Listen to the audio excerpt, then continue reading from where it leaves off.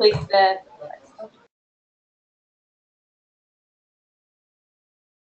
Hello everyone, and welcome to today's session hosted by Intuit. How to convert web traffic into leads, sales, and raving fans. I'd like to introduce today's presenter, Jeff Bullis. You may have seen Jeff on global influencer lists next to the likes of Barack Obama or Rand Fishkin, but today he's here to help your business or accounting practice grow through the use of great digital content and an effective website. We'd love to hear from you, so please add any questions for Jeff into the Q&A box in your GoToWebinar panel, which you'll find on the right-hand side of your screen. Please do the same if you have any technical difficulties, and an Intuit staff member will assist. In the panel is also a guide to nurturing leads that Jeff has kindly shared today. Please feel free to download it in the Handout tab. Without any further delay, I'll hand you over to Jeff. Hi Angie, thanks for the introduction, and welcome everyone from wherever you are, whether it's in a coffee shop in Yarra Glen or it's in a bar in the Katoomba Blue Mountains. So welcome everyone. Some of you might actually be from London, so I think you'd be in the middle of the night, but if you've done that, I am impressed. So great to have you here, and what I'm going to talk today is the last or the final one in the series of the basically Make Your Business Digital series. So we've covered a few topics on this, and we're going to touch on those a little bit today for those of you who haven't been to the first couple. So today's one is how to convert web traffic into leads, sales, and loyalty for your business. So this one can be a little bit boring. Hopefully it's not going to be boring today. We're going to try and make it as interesting as possible. So we're going to dive into this. So what are we going to touch on today? Number one, we're going to look at creating a website that converts web traffic into leads and sales. We're going to look at how to nurture business leads in a digital world, because it's a little different, but the principles of nurturing business still remain the same. We're going to look at content that converts, and we look at tracking and measuring some conversions and wrapping up. Now, this is not a deep dive so much as to give you a concept and a bit of an understanding on how it generally works, because a lot of us are still coming to grips with how this digital world actually operates. So a lot of us have come from running these small businesses. We haven't had the time to learn anything much about digital, and we're still struggling. So this is what the whole series is about today, is actually how to help you understand how to get more digital in your business. And for those of you who think I'm too old to do this, guess what? I'm 60 and I sort of had to learn. So if you think you can't do it, basically, because if I can do it, you can do it. So that's the reality, guys. So without further ado, let's have a little look at some of the intro here. So in our intro, what I want to touch on is the first and two in the series, and also the third, this one here. Why digital content boosts sales? So essentially, content is something that is underrated by a lot of people. They have nice fancy websites, but they don't have much content. Number two, if you've got content, you need to get people to actually have a look at it and get noticed on the noisy web. And it is a noisy web because there's over 1 billion websites and counting. And add to that, you know, the traffic from Facebook, all the noise on Instagram, Snapchat, and the list goes on. So this one today is how to convert that traffic into leads and sales. So a little bit about me. I started this as a passion project in 2009 with a $10 investment.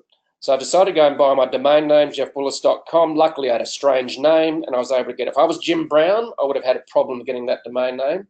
But Jeff Bullis is a bit of a strange name. So it wasn't fun in the schoolyard with that name, but guess what? It actually worked well in getting a domain name. So today, since I started in 2009, I've got 550,000 followers on Twitter and been listed on a few lists as actually creating influence globally in a few topic areas. One is content marketing, digital marketing, and the site now gets about 4 million visitors a year. And that was done basically by earning attention and traffic. So a little bit about me. I actually like wearing Lycra, okay? The ones that you wear when you get on a bike, okay? So don't get too excited. But the reality is that here's me and my riding buddy, Porter Cristo. We're in Cape Town, and we generally once a year, the group of us go around and do some fun bike rides. So we try to keep fit because that's important. I'm going to try to live a little longer, so it's all good in terms of that. So love writing, love reading, and love to actually share what I learn along the way. So let's have a little review of the first two webinars. So the first topic was why digital content boosts sales, and the reality is that I discovered this initially by reading a book by David Meerman Scott. Okay, and so this is how I actually discovered the power of content. Now, David's book was, in reality, was for me a bit of an experiment. He said if you actually create content online, you actually attract an audience. So one of the terms that's used also is inbound marketing. In other words, when you create content, people come to your site because they discover you. And so what happened was I actually had to, I wanted to experiment with this. So what I did was I started creating content. I started a blog and started writing about the thing that really fascinated me at the time, and that was discovery of social media and what was happening 10 years ago. That's when I started. And social media was incredibly fascinating to me because I saw the ability to reach the world from anywhere, to actually create content and share it, and also attract attention without paying for permission or begging for it. In other words, I didn't have to ask some media moguls to actually advertise on their websites, advertise on their media, or advertise on TV. And guess what? As I started to create the best content I could, people started to show up, and I got asked to speak around the world. So the reality was that content attracted an audience. So that leads to the next part of that webinar, which was who is your audience? So if you're actually in a niche, it might be dogs. In other words, how to keep your dog healthy, how to train it. So who is your audience? You need to understand their pain points. Okay, what are they trying to solve? So you need to actually understand what your audience's biggest challenges are and create content around that. So understand your audience is very, very important. In other words, it's not about you. It's not about selling your stuff. It's about when you create content, it's about what content can you do to solve their problems and help them grow their business. So what you need to do then is sit back and say, what content do you already have? It might be some offline, some online. Okay, do you have ebooks currently? Do you have videos? Do you have advertising collateral? So you need to do an audit of what you already have. It might be hiding on your computer hard disk. It might be somewhere in the cloud. It might be images you have, either online or offline. So you need to go and have a look at what you've got. You might be surprised what sort of content you do have. Then from that, you'll actually understand what content you maybe need to create, okay?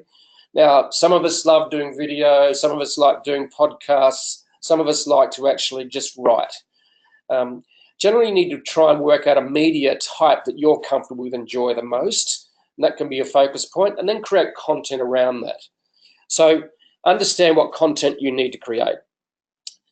Now, once you've created that content, there's a few things you need to understand is that content needs to be optimized. In other words, you need to be able to write content that catches people's attention. So you need to be able to write a good headline that's optimized. You need to make it easy to read, easy to consume, easy to listen to. So in other words, it's not just about education. It's also about inspiring, entertaining as well. So good content doesn't just boringly educate. And we've been to a few lectures in our time, I'm sure, gone to university, and you feel like running out of the back of the lecture hall because it's so boring. I remember actually taking a pillow one day to a lecture because the guy was so boring that we all took pillows. It was sort of like a hint to the lecturer to up his game. So how do you optimize it? Another thing you need to do is look at how you actually optimize it for search engines, because search engines actually are important as well, because today 65% of my traffic actually comes from search engines, even though I have a big social following. So make sure that you make it easy for Google and Bing and the others to actually find you with their crawlers, because it's free traffic, and why shouldn't you get some free traffic? So that's the actual first webinar we ran, and there are ebooks on the topic as well. Just remember to find those on the Intuit website, and we'll send you links to that as well. There's also a recording of the first webinar as well. So webinar number 2 was, okay, you've got content. Fabulous. The reality is, because it is a noisy web, you actually need to get some attention, all right? Because you just don't want to create content and say the world's going to show up. It doesn't, all right? And you say, well, I'm going to be lucky. Someone's going to talk about me on a radio show, or they're going to be, mention me on TV in the 15 minutes of fame thing. The reality is, you really need to be proactive. And Some of us are uncomfortable with marketing our content and marketing ourselves. But the reality is you've got to put yourself out there. And the challenge for a lot of us is that some research shows that 50% of us are basically a little bit shy. Okay, we're introverts. So the reality is you need to actually be able to push beyond your comfort zone a bit. And if you're not going to be good at it, maybe you need to hire a PR firm or a marketing agency or something to help you do that. So it's a noisy world. So just to put some numbers around this, it's really quite, I mentioned one of them before, 1 billion websites and blogs out there. There's over 2 billion people on Facebook. There are, I think, 800 million on Instagram. There's 350 million on Twitter. There's, I think, 600 or 700 million on LinkedIn. So how do you cut through all that clutter? And that is a challenge, but the reality is it shouldn't stop you starting and sharing your ideas with the world and sharing your insights and experience and expertise, because that's what content should be revealing about you. So it is a very noisy world, but don't let that stop you doing it. It's just part of the process.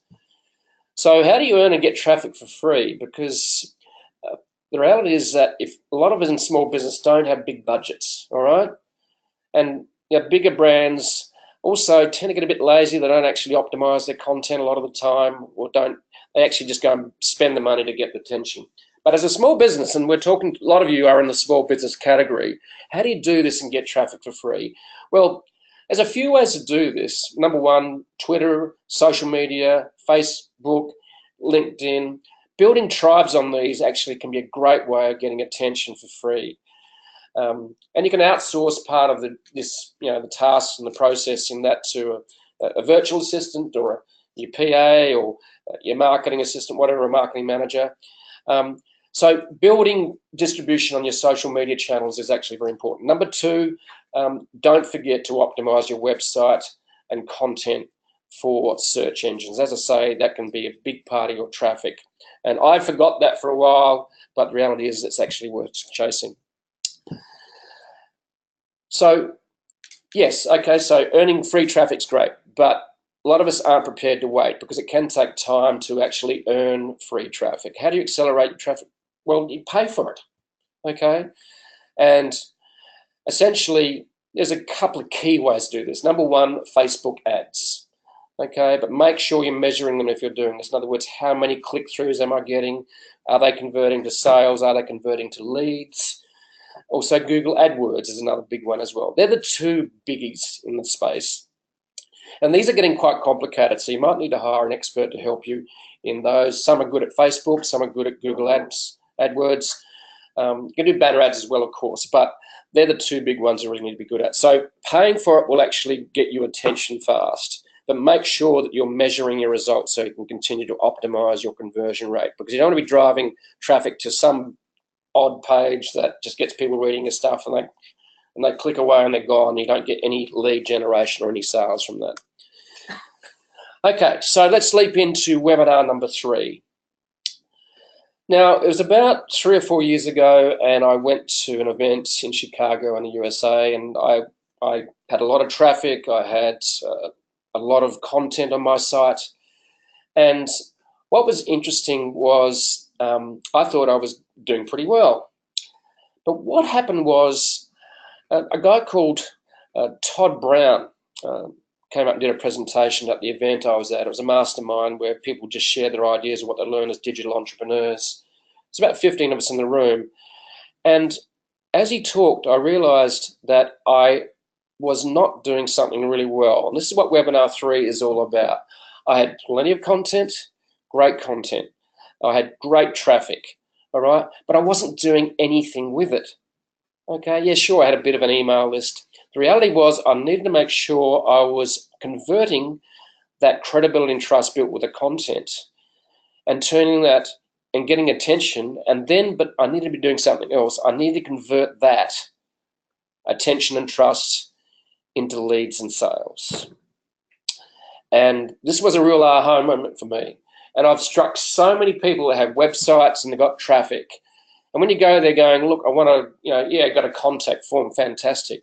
But you're not making it easy for people to actually get your information and for them to actually become leads. In other words, you need to understand that this last piece of the puzzle, and this is why it's the third webinar, is absolutely vital, because great content, getting the traffic to that content is fantastic, but if that's all you're getting, then it's just noise. Okay, it's not going to grow your business. And you can almost term it as vanity metrics. Traffic on its own, the number of shares you get, the number of comments, that's great, okay? But the reality is you need to convert that into leads and sales. So for me, when Todd got up the front and said, you really need to focus on conversion, I went, guess what? I hadn't been doing it very much of that at all. So I went back to my office and I proceeded to actually start doing things I really needed to do to convert that traffic and trust into leads and sales. So what I'm going to touch on, and I just mentioned at the beginning, is we're going to look at a website that converts web traffic to leads and sales. We're going to look at nurturing business leads. How do you do that? We're going to look at what sort of content should you be creating that converts. And then we're going to look at, okay, once you've got that, what should you be measuring? And then we're just going to do a wrap up. So creating a website that converts. It was about 6 or 7 years ago when I was working for an e-commerce web designer, and I remember reading something from Steve Jobs. And when Steve Jobs says something, seeing he's the guy that reinvented himself several times and has created one of the world's biggest companies approaching $1 trillion in capital value, you sort of sit up and take notice. And this is a discussion I've had with many people. Okay, I go to many websites and they look fantastic. The web designer and the marketer and the business owner sat down and they've actually created a fabulous, beautiful website. I'm talking, you know, work of art. Okay, these are stunning. Okay, and people think that what design is, how it looks. And this is why I love this quote by Steve Jobs. Design is a funny word. Some people think design means how it looks, but of course, if you dig deeper, it's really how it works. And I remember when I got my first iPhone, and my partner, she'd just got hers as well, and she actually said, "Oh, I just love my iPhone," right? The reality was we love our iPhones because they work, right? They make it easy to find information. They make it easy for us to actually send emails. They make it easy for us to share photos, create photos. So Steve Jobs got it. So if you've got a beautiful website, okay, you need to sit back and go, is it really working? In other words, make sure it's just not an ego thing. In other words, a lot of people go and do fantastic, big ad spends on mass media videos, 30-second ads, and the CEO stands up and says, look at this great new 30-second ad we've done. Look at our brand. But does it work? Is it converting that attention, that awareness, into leads and sales? So really think about it. I'd suggest that all of you need to go and say, okay, is my website working to achieve my business goals, or does it just look good? So a lot of people start putting their website together and it's fabulous, right? They use big words. They sound like Harvard University student has written them, right? You sound really, really clever, okay? And the words are so long that you run out of room on the website, okay? And then a lot of people use acronyms in their industry. And there's a problem with this, is that it sounds all nice and clever, but quite often you're actually talking to people that most of us consume content when it's simple. If you create it, make it so complex and smart that you just sound like you're just on an ego trip, then the reality is that messaging is way too complex. So you need to keep it simple. Don't write messages with big words, write with plain language, as if you're talking to a 9-year-old, a grade 5. Keep it simple.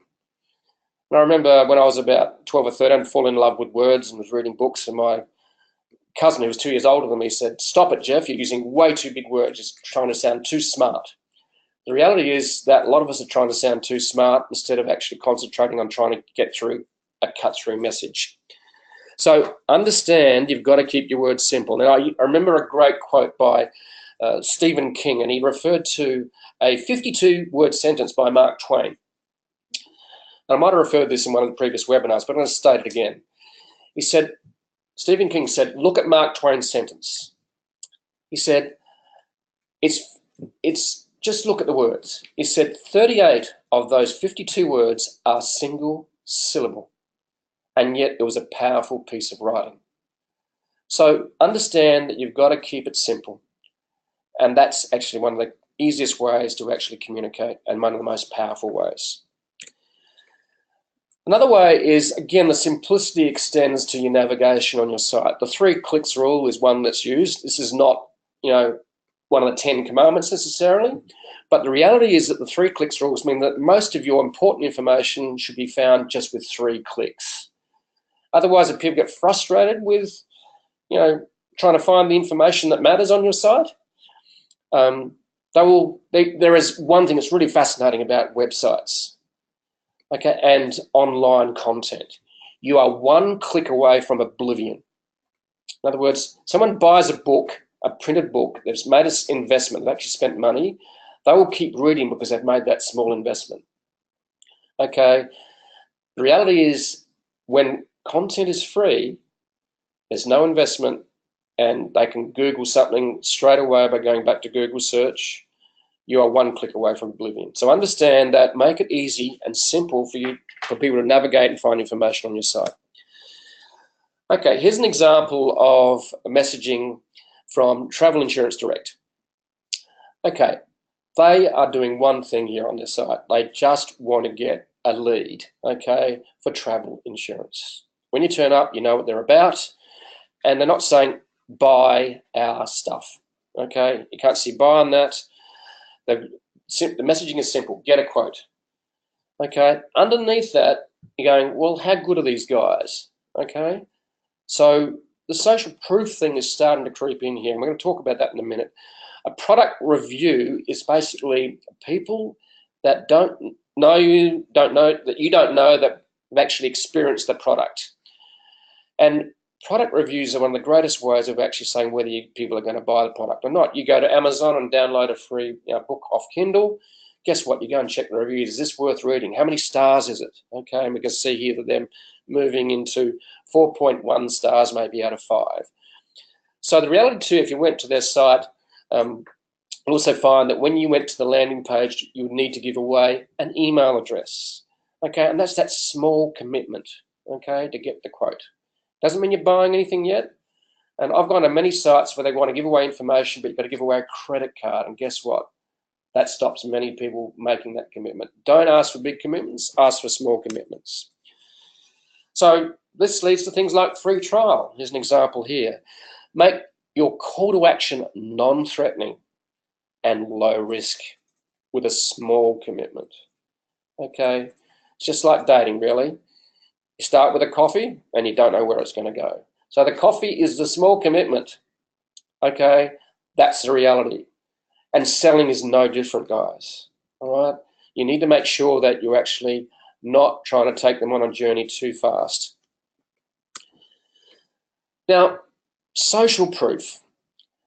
I don't know if you've ever experienced this, but ever been to a new city or gone into the city and you've walked past restaurants saying, where do we go? Because you haven't made a booking. So you just say, and you walk past an empty restaurant. Then you walk past a restaurant where people are lining up or it's busy inside and you're going, there must be something about this restaurant because it's busy, okay? That is social proof at its most simplest form. And that's what a review is for a restaurant on TripAdvisor or wherever you go. Important to understand that this is an incredibly powerful motivator. Robert Cialdini talks about this in his book on influence. So what types of social proof are there? There's reviews, okay, we've mentioned those. Is it busy and popular, okay? Okay, are they a sizable company, okay? And size is important in terms of how many people are turning up. Testimonials, what are people saying about the brand and about the product?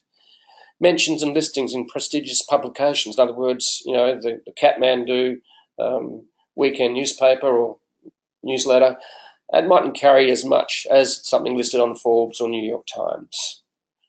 And that's why people want to try and get their content maybe listed or mentioned on New York Times. And the amount of social shares, okay? If you turn up to a site and see social shares and it's important. So what are some examples of these? Okay, here's a website with Intercom. They actually mention that they've got 500 million conversations every month. The firms that are using it, Spotify, okay, and Shopify, okay, and these are names we know. So it's social proof by association as well. So understand this is one of the ways of actually getting people to start to trust you, because online you've got to try different tactics. You can't get in front of someone physically. You actually have to be in front of them digitally. And this is some of the ways to do it. So on my website, I have different types of social proof as well. Okay, so I've been published in the New York Times. We've had over 25 million people come, and I've actually got my Google Analytics, and I've actually stated that on the site. And also the web page has had 14,600 shares on this particular page. So these are three different types of social proof.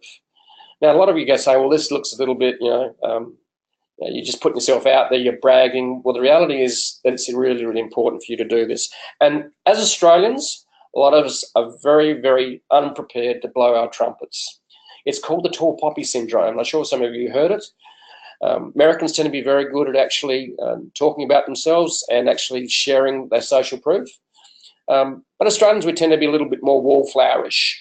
Okay, we actually aren't prepared to actually share and brag a little bit, okay? Bragging rights is important, but you've got to do it in a nice way.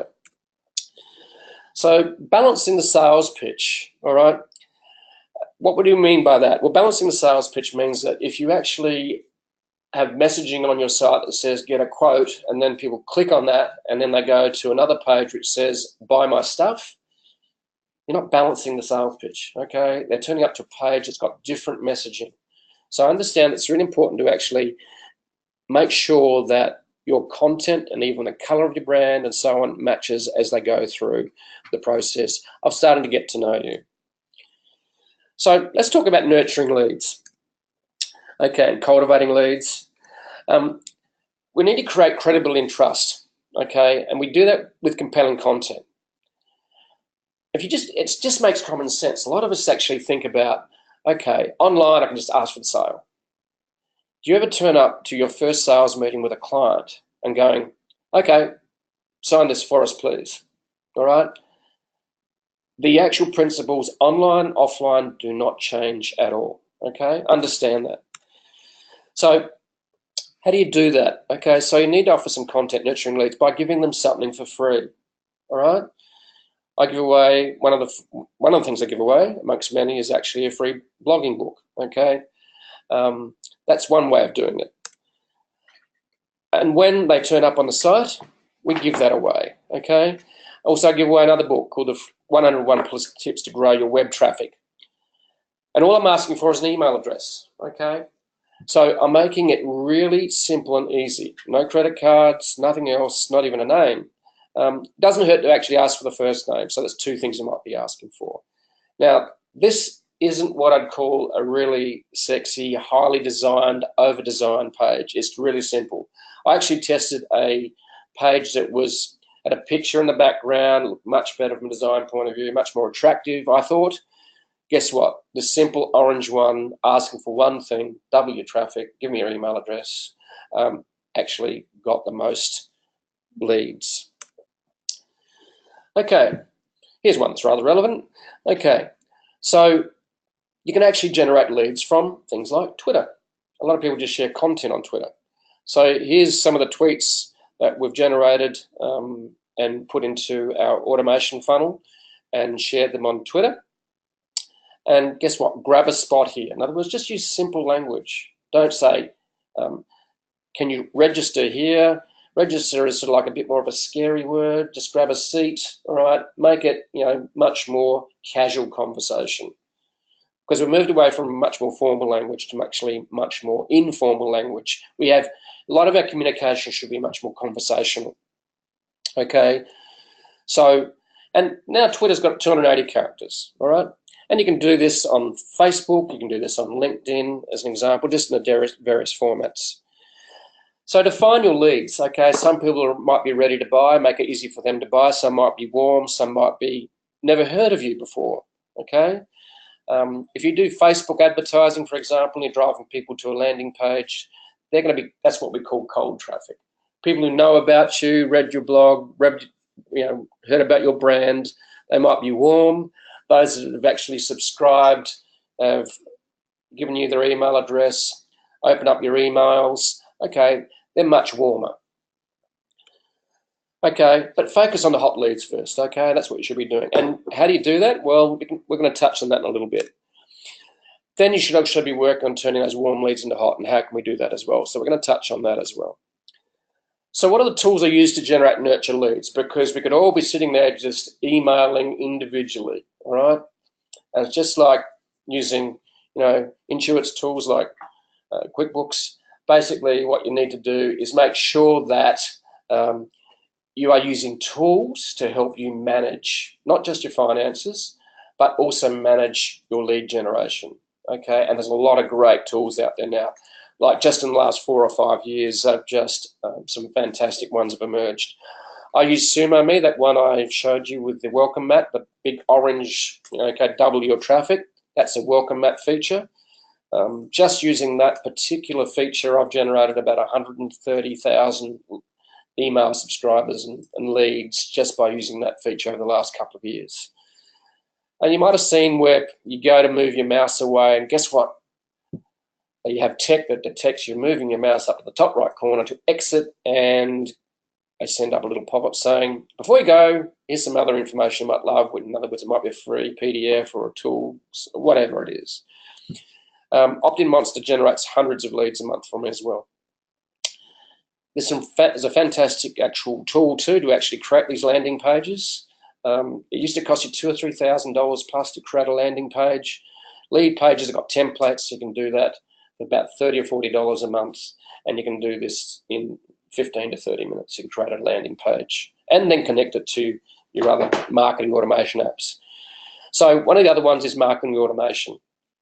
Now, marketing automation 10 years ago basically didn't exist apart from email. So here's a quick couple of examples too of some of the other pop-ups I use. Exit on intent pop-ups. This is the one I use, which is to give away a free PDF. So you don't have to write a big, full ebook. You might just say, here's the top 5 tools I use to actually generate traffic or to attract people to my blog. And it's just a one-page PDF that I give away, which reveals some of my secrets. All right, this is my exit on intent pop-up.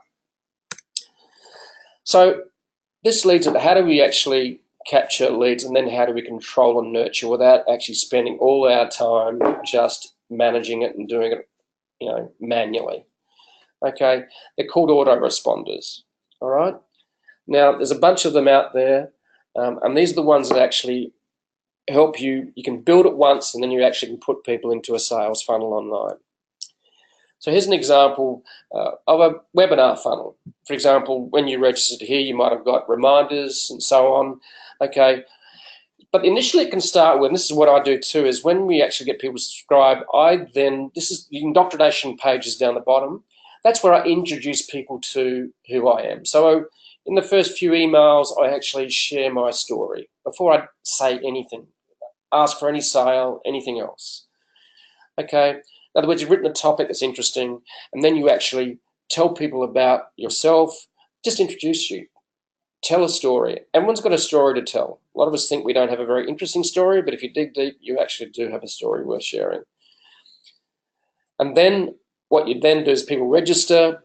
You can make that, what sort of interest do you have? It could be, are you interested in growing your sales? Are you interested in building a personal brand? It could be a bunch of different things. Then you say, thank you for registering. And then you do the webinar, and then you might offer a replay. Okay, in other words, those that weren't able to show up.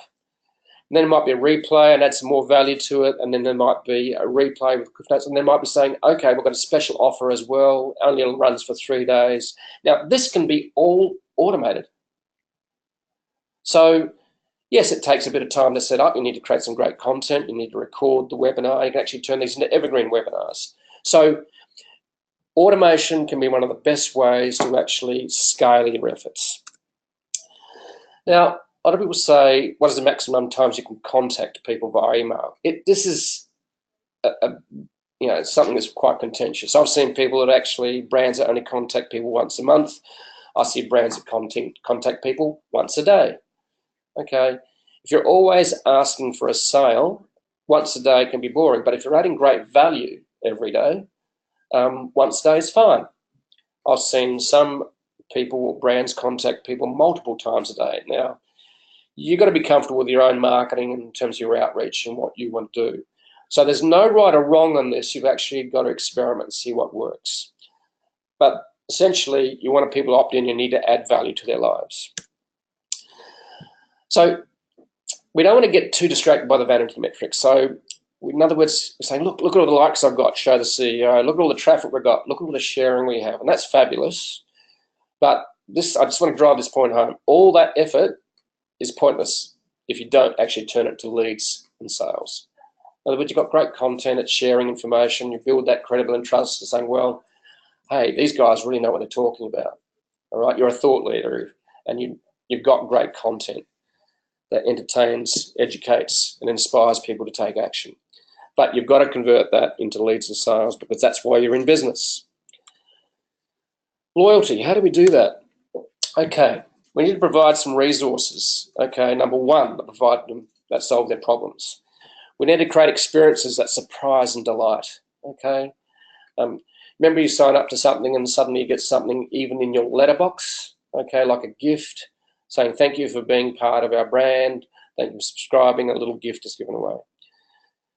Provide them with ongoing content that's always adding value to their businesses and lives. Now remember, it shouldn't always just be about business, all right? When you're communicating, entrepreneurs are actually humans. I know it's hard to believe, but business owners are humans. You need to actually be helping them add value to them, not just their businesses, but to their lives, because everyone has challenges and everyone has problems. Number four, we need to create and nurture a community that supports. And this can be done via a Facebook page, community page, private group. You can do that on LinkedIn as well. You can get different platforms that allow you to do that as well. So there's some of the steps to building customer loyalty. So just want to state this, the key to cultivating and leveraging a brand is to set up a process of regular interaction. A lot of people, I remember talking to a brand a few years ago, it had an email list of 400,000 and I asked them a question, I said, how often do you use this email list to actually communicate with your people that obviously given you their email? I'll be sending one out every 3 or 4 months. That is a real opportunity loss because in 3 or 4 months, people are going to forget you. In fact, they might even forget you tomorrow. So understand that you need to actually be in constant contact with your clients. And in the digital world, that's actually can be done via email. It can be done on social. Okay, chapter 3, the content that converts. What's some of the content that converts? Okay, a free workbook. This is actually an example from HubSpot, one of my original inspirations for starting the blog. And they're one of the best exponents of inbound marketing and content marketing that you'll see globally. And here's some ones that sort of you can download and get from them. Okay, ebooks, cheat sheets, and so on. And here's the other one. Great one. If people want done for you type services, like what are the 5 steps you need to do to actually design a website, or what are the templates you need? So cheat sheets, checklists, templates, or fast start examples are a great way to actually do a little bit of done for you that's free. And these work a charm. The other one that works really well in videos, very, very important, is actually to have these one-to-many conversations. That's what's really good about online video, is that if you have a meeting in a coffee shop with a potential lead, it's a one-to-one conversation. It doesn't scale. And yes, you need to do that, especially when they're a hot lead, okay? When they're really warm, they're really hot, they actually are interested in buying your service or product. And this is what you can do, is the online world and the offline world merge. So what are some of the tips about videos? don't do a 1 hour video, okay, and make that, because basically a lot of people will watch the first few minutes, and if you don't keep them engaged, you'll lose them. I've even seen the technique of just doing 20-second videos, 1-minute videos that might just teach one point. Make them human authentic. Yes, you can go out and spend a lot of money on a video production, and no reason why you shouldn't do a few of those. But the reality is that a lot of people want to see the real human side of your brand. In other words, get your experts in front of people just with maybe something shot on an iPhone or a smartphone. Now, there's one little tip I thought was really brilliant, is that Wistia, which is a video platform, will actually gate. If you want to watch something that's really important partway through a video, they actually gate it. In other words, want to watch the rest of the video, I'll actually go, you've got to put your name and last name in. So the more compelling the video, the more tempting the content, you can capture leads this way. So you've got to try different techniques. And as the other thing too that's happening in the online space is that people get tired of doing the same things. All right, so understand that certain types of tactics are going to reduce in effectiveness over time. That's the reality. So tracking conversions, last one leading up to the finish. What are your business goals? Okay, these are some of the things you need to, if you're going to measure things, what are your most important business goals? Is it traffic? You might just want brand awareness. Okay, that's fine. Is it leads? Is it sales? Maybe all three. So, but what you need to do is you need to be capturing these online metrics with apps and tools. Okay, a couple of key ones are Google Analytics or your marketing automation platform dashboard. Okay, and then you need to go and analyze, are we continuing to grow our leads? Are we increasing our conversion rate? So we need to be actually measuring what's happening online. The data doesn't lie. So here's an example of I'm measuring my traffic. I keep an eye on this every day, and also quite regularly, more than once a day. Check in to see website's still running, it's still up. Okay, obviously if the traffic's dropped way down because there's an issue with the provider, maybe your web hosting provider, this allows you to keep an eye on traffic. Now, Google Analytics does a lot more than that, but this is just an example of keeping an eye on your real-time traffic to your website or your blog. Number two, the marketing automation platforms. You can create dashboards that allow you to measure, okay, how many opt-ins I had last week, for example, and here's a real-time example. And you can see that I'm measuring the last 30 days as well, and we captured well over 4,000 new contacts just in a month. So marketing automation platforms can allow you just in a quick glance see how you're tracking with your lead generation. So let's have a look at the 3 simple metrics. There's a lot of things you can measure. You can spend all your time measuring. So you need to be measuring your traffic. Okay, you need to be measuring, okay, your conversion rate. You need to be also seeing what your sales are as well online. If you're selling an online product, online training, or it might be getting sales appointments. So how do you double your sales? Well, if you double your traffic and conversion rate stays the same, then just double your traffic. You might decide that you want to double your conversion rate from 25% to 50%. Now, recently I've been working with some brands. One was a big Australian brand, and then I worked with a smaller brand from Paris. They both had landing pages. One landing page converted at 2%. That was the big brand. So I drove traffic there and it converted at 2% sign up. I worked with a smaller brand and their landing page converted at 50%. So the reality is you really need to focus on your conversions and especially landing pages. Try and do just one thing on your landing page to convert, all right? You are only trying to achieve one thing. Don't try and do 5 things, and make it simple, make it easy. You could double your average sale from $100 to $200 and everything else being equal. You could double your sales as well on your online. Okay, what if we doubled every element? Now, that's nice. I'm not saying it's easy to do. You grow revenue by 800%. So these are some of the key metrics that you need to maybe start with, and then you can dive into the metrics that lie below each of these. So some final words, just to wrap it up. We're into the 45-minute mark. Super Bowl is almost finished, I believe, and Justin Timberlake was wearing really bad clothes, apparently, we heard. So, but we're just rambling here. We're going to keep going here. Just to finish it off, design and optimize your website conversion. Okay, remember the quote by Steve Jobs. It's not how it looks, it's how it works. Cultivate your leads and aim for sales.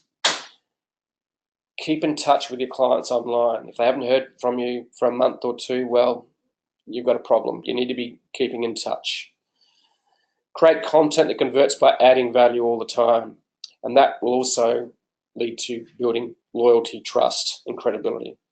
And then continue to track your conversions for traffic, leads, and sales. So some of you are going, what should I be doing? The reality is, at the end of the day, a lot of you are going to be a little afraid of leaping into some of this because it's all new to you, all right? So what I want you to understand is that nothing happens until you start. So we're going to hand it over to some questions now. Thank you very much. And let's get some questions. All right, excellent. Thank you so much, Jeff. The first question we have is from Chris. And he would like to say, Jeff, can you tell me what marketing automation platforms you enjoy using the most? It depends on the type of industry you're in and also the features and benefits that you're looking for. I use Infusionsoft. It's quite a complicated platform. It's been around a long time. It's got other plugins. In my industry, it's used a lot. So I suppose it's a necessary evil. It does have a nickname called Confusionsoft. And I decided that I wouldn't learn it myself. I would just hire experts to do it. And it's worked very well for me. So a lot of people say, oh, it's easy, just get a marketing automation platform and you just be up and running, and it's, you know, it's really simple. The reality is that a powerful marketing automation system is going to be complex. So even though I joke about the name for Infusionsoft, the reality is that it is very powerful. It works well for me. There's Marketo out there. There's a bunch of other ones. There's ones by Salesforce as well. They're more enterprise class. Then there's some other ones by Lead Pages. They've got a marketing automation platform. If you just want to be doing some of the lead generation, then a very simple platform to use is MailChimp. A good place to start. Don't try and leap into a complex marketing automation platform first. Maybe just start with a simple email marketing platform initially. So Chris is saying he's currently using SharpSpring, but they're doing a bit of a shop around. Okay. So we're internally, just from a QuickBooks point of view, we use a system, as I Sage, called Eloqua. Eloqua, yeah. But I've also used HubSpot in the past, which is a really good starter product. Yep. But yeah, I'm in the third ebook, perhaps it's the second. I know you shared a really good guide to how to check for that, like what marketing automation platform is right for you. So after the webinar, we'll send you all the third ebook, and Jeff's probably already answered this question. Yeah, HubSpot's quite a good one. One of the first movers in that space, and they're very, very good. They certainly know about content marketing, and so they've built a platform that is very content marketing centric as well. They understand the whole space maybe better than most. So maybe they've got some good support. They're aimed more at small to medium businesses. So if you're small to medium, HubSpot's maybe a good place to start. Also comes down to price points as well. But I would suggest that you would need some technical help or expertise to help you do it quickly. You know, if you want to focus on your business, then I'd suggest that you outsource your marketing automation support. And I use a lady who's brilliant, and she's actually in the US, all right, out of Colorado. So you don't have to have someone in the same town. It could be somewhere around the world. My SEO expert is in Europe. Okay, so I have diversity as part of my program. Yeah, it's the gig economy, right? That's right. So Tom asks, if I'm a non-profit trying to build awareness around my organization, but I don't have anything to sell, should I or how can I still apply your tips? Well, the first two webinars were all about basically content, creating credibility and trust, and then creating awareness and traffic. So if you download the first two ebooks, then you'll get a pretty good insight into not selling, just building a brand. And so there's a real phrase that resonates with me that I learned is that build an audience before you need them. So you don't necessarily have to have anything to sell. Just build an audience before you need them. When you got the audience, then you can take them on a journey with you. And it might be that you want to sell them some training, you might want to sell consulting. And essentially, I was working full-time, and I got up early and actually created content. And then eventually the passion project turned into actually a real business. So build an audience before you need them, all right? And then it's a very, the transition into actually creating a proper business is less painful. Excellent. Reggie asks, how often do I need to check on the leads coming from my website? How quickly should I action leads that come in? It depends on what sort of business you're in. So if you're just providing content and information, that can be automated, that can be running in the background. If you're got someone's inquiring about meeting you to actually discuss, and they're qualified, they want to have that appointment, well, you need to move pretty quickly. So there's not one size fits all on this. If you're generating leads that are about getting a face-to-face meeting to turn it into serious business, then you got to react within 24 hours or even faster. All right, excellent. What are the warning signs I should be looking for on my website to see that either a page or a piece of content isn't converting at the rate that it should be? That's why you need to be looking at your metrics, all right, and then have a look around your industry to see what conversion rate should be.